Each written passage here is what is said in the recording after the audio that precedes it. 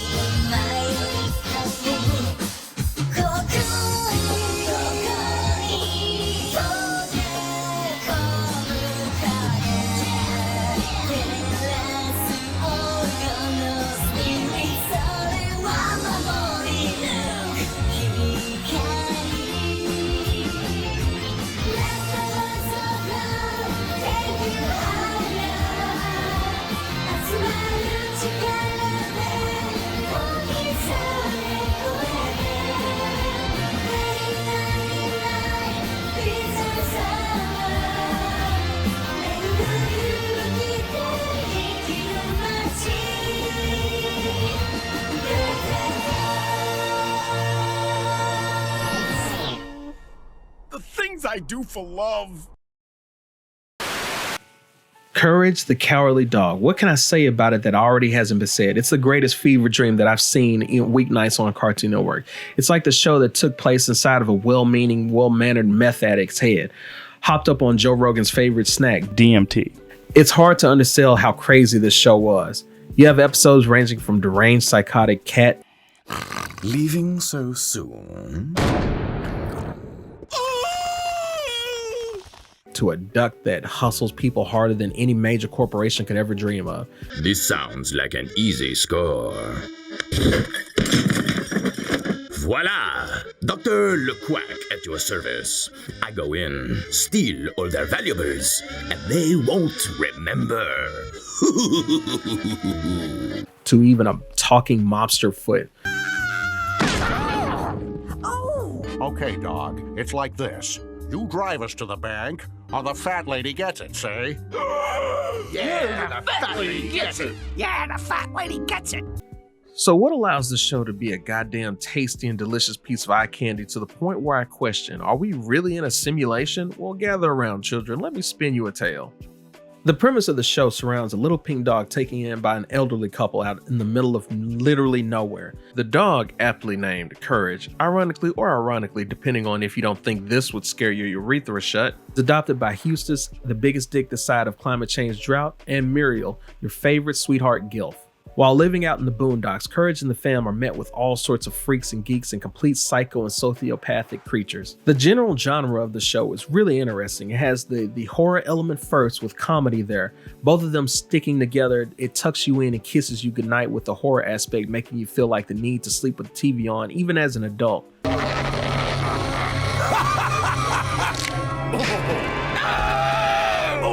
Can one of you boys give me a hand?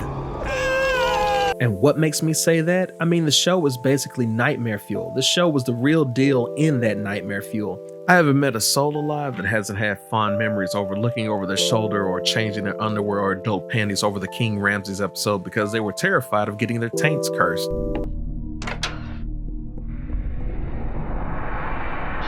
Return the slab. What? Return the slab, or suffer my curse.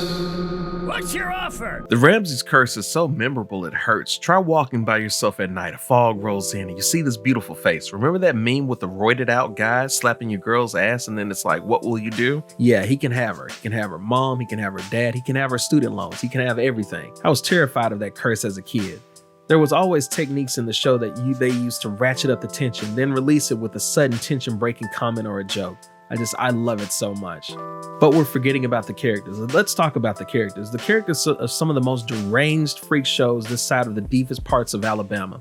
In one episode, you have a psychopathic snowman. In another episode, you have a robotic doppelganger. That's it. I'm getting me mallet.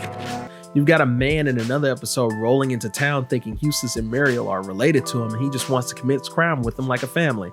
You got a mobster fungus foot, and you got an Indian doctor that's always so chill. Just keep soaking it. Nothing to worry about. Just keep soaking it. There's such a wide variety of characters. I just can't begin to just crack the well of how incredible this show is with its character roster. Even the computer, who technically should be on Courage's side, is a dick to Courage, who isn't even deserving of it, but it's still hilarious at the same time. Throw them in the garbage, you twit. No! In one of my favorite episodes, Dr. Zoloff, this character holds the town hostage and tries to take its money. He ends up shooting cannonballs that don't destroy anything physically, but when they do hit, it's mentally damaging. Except for Eustace. Eustace is already pretty miserable. Look out! Lousy teenagers! He must be immune to emotions. Hit the round, woman. And a dick.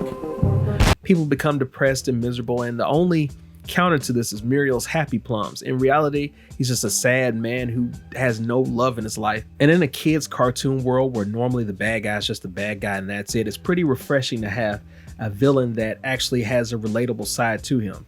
And he's a sympathetic villain and not just a straight up villain. That's very impressive for just a kid's cartoon. What is this? I've never felt so happy. It's my secret recipe for happy plums. Come here, Also, I feel like Zoloft? Is it a playoff of Zoloft? Gotta think about that.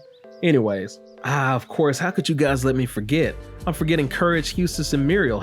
Seriously, how dare I? How fucking dare I? You won't see much growth from these three because they're what's known as flat characters. Now, flat characters stay the same for story purposes, meaning there's really no arc for them, so the show can go on as long as needed. Muriel is an absolute angel, Eustace is a piece of humorous shit, and Courage is the GOAT. It's a great dynamic that makes for great humor for characters these three meet and run into, and give them the ability to grow from their encounters. Also, the art style is completely amazing. Its art style is the type of mixtape that I would ask for, and nobody would have to ask me to take it. The art style gives off a sort of Guillermo del Toro vibe at times. Guillermo is mostly known in my eyes for making the worlds and the creatures he creates living and breathing like they actually belong. Courage seems to borrow these aspects and make the creatures really feel like they have their own personality. There are elements of like Tex Avery, slapstick, Warner Brothers. The fact that there is CGI back when CGI was generally garbage at the time this show came out actually helped in the creepy factor of Courage signifying a funny but really fucked up feeling, as well as it's hard to at the very least not find the show's art style is not interesting. It has quite the variety for various situations. After these messages, we'll be right back.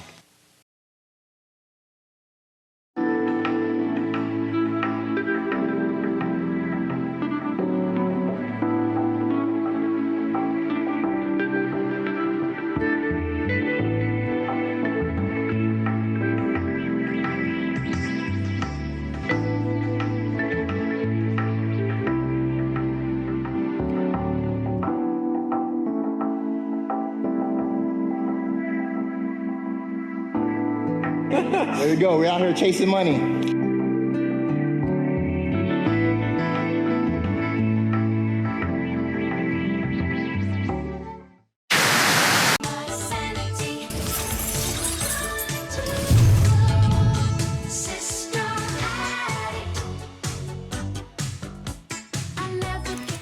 The music, don't even get me started on the music, but I have to since, come on, it's Courage's music. I'd be put in prison and would deserve it if I didn't. The overall general music for the show has this plucky country music tone about it, but that blends to change so much to fit the mood, the situations, or the psycho characters that show up on the doorstep. Take the Zoloft episode again, where the cannonballs are raining down. There's this angelic Argentinian choir slowly chanting in the background.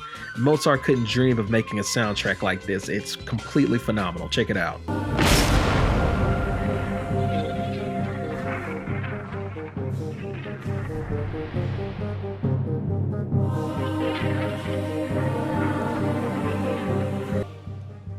Oh, I'm sorry, was that angelic choir of pure bliss and wonder not enough to get you wet? Well, dear viewer, do I have a treat for your pee-pee? Let's take a look at this episode. Episode 5 from Season 2, Human Habit Trail.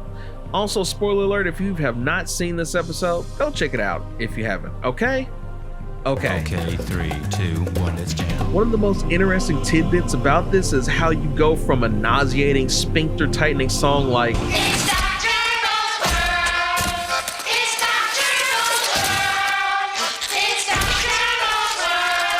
to this.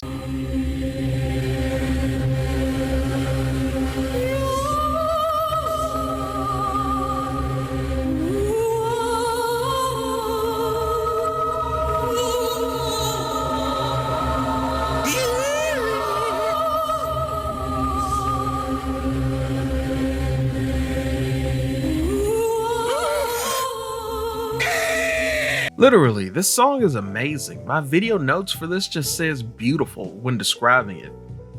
The psychology behind this show is pretty deep for a kid's show. For example, let's take the episode The Mask. Now imagine you're sitting down to a nice meal. You scratch your ass and you begin to eat. Then you see the screamed too white face just looking at you from outside. As freakish as it looked, the masked being gets invited inside because Muriel is a peach and that's what she does. The masked individual eventually starts beating the, no pun intended, dog shit out of Courage. And it's because of what happened to the Masked Master, the newest DLC character for Smash Bros., and what happened to her in the past. Turns out that's a she. This fox being has a hatred for dogs because of what she's been through. She has a friend, and I'm using air quotes with that term, a friend named, well, actually Bunny. And they are separated by a dog called Mad Dog. The fox's life is threatened by Mad Dog, and if she ever stays, she's going to be 86, definitely not 69 that some furries would love to see. If she ever tried to see her friend again, held captive by said Mad Dog, but she even says, you know, and I've come from the wrong side of the tracks. My closest friend, Bunny. Yes? Fell in love with a gangster. He treats her like she's his slave. When he found out I was trying to get Bunny to run away, he threatened my life. I'm from the wrong side of the railroad tracks. This term being used to describe the black people's side of the railroad tracks versus the white people's side. So definitely an underlying thing there. There's just so much to cover in this episode. I could cover it really in its own video. Courage, after being 3-stocked about 2 or 3 times, goes and tries to save Bunny despite all the beatings. Think about it, so much subject matter is covered in this one episode. Racism, abuse, the vicious cycle of abuse and how abuse leads to more abuse of other people, overcoming preconceived notions, selflessness, and dare I say homosexuality? If you read between the lines. Then you got another story, magical tree of nowhere, teaching you to fight for what you believe in at any cost, and that includes your own life. Then you got one of the headliner episodes, perfect. Now in this episode, Houston ships into maximum overdrive. So that definitely is a thing, if you could think that's possible at this point. The stress causes Courage, like it would many of us, to self-destruct and collapse in on itself. Just a constant string of abuse and a beratement. This is another episode that is better watched than dictated to from me. If you struggle with any one of these issues, please do yourself a favor and watch this episode. It's such a good commentary on the issue of anxiety and depression, something many of us and, you know, even politicians and officials neglect to talk about because it's one of the most dire underlying issues that's really ruining society. But a kid's show is covering it. And I think about it, a kid's show is covering this. It's fucking beautiful. The art style changes rapidly. The only thing I can tell you all is that thank you, Bathtub Barracuda. You've got the tearjerker that is Remembrance of Courage, and I absolutely will not spoil this episode for you. Please just go watch it. And this is, it's incredible. It's one of the best episodes for any cartoon that I've ever seen. And this is a kid's show teaching all of this. Overall, the show, we're not worthy in the presence of this show. In a world where many cartoons offer up stupid nonsense and surface level life lessons that are an insult really to Fetus's intelligence. Courage stands out from the crowd. It may not be the primetime Cartoon Network show anymore, but the impact is definitely there. Courage's overall message is that life is scary. Fear is normal. Even with bravery and danger, the reality is, reality won't bend the knee to you, but even so, that's okay. It's okay to be scared. Episodes either make you laugh, make you think, make you cry, or you can just mark D on that test paper because it does all of the above. Courage's overall message is you can be scared, but everyone has balls, and I mean everyone, and it's normal to be terrified of life. Our existence itself is kind of a freak occurrence. Fear is normal. Even with bravery, the danger won't soften either. Unlike other kids shows that will show you that, hey, if you just stand up to it, everything will be okay. Courage is not going to be the show that sits here and does that. It's up to you to handle the problems that you have to face. If you haven't watched the show yet, do yourself a solid and clear some time. If you want to really get off to something great, replace that Fortnite, Overwatch, Tinder threesome search result with Courage the Cowardly Dog.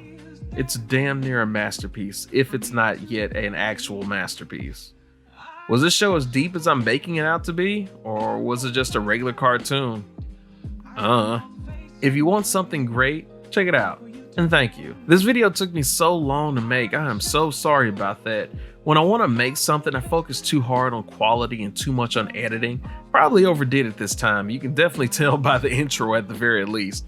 And it turns into a much longer project. So Patreon, as usual, support me if you want to. It's welcome. Don't feel obligated to, but your support definitely can do more for me to make content like this. Tiers start as low as like $1 a month. If you can, that'd be great. If not, I understand completely. That's just, it is what it is. Threadiverse.com if you happen to want to get yourself something nice, or if you want to get a gift for someone, makes an excellent gift. Tank tops, hoodies, just regular shirts. I would love to do leggings at some point, but we're making our way downtown, walking fast, walking free. Feel free to like, comment, subscribe, dislike if you didn't like it. Sharing is definitely caring. Thank you so much for staying until the end of this video. Shout outs for that because it definitely helps in the almighty algorithm. And I'm out of here. But no, really. Thank you guys.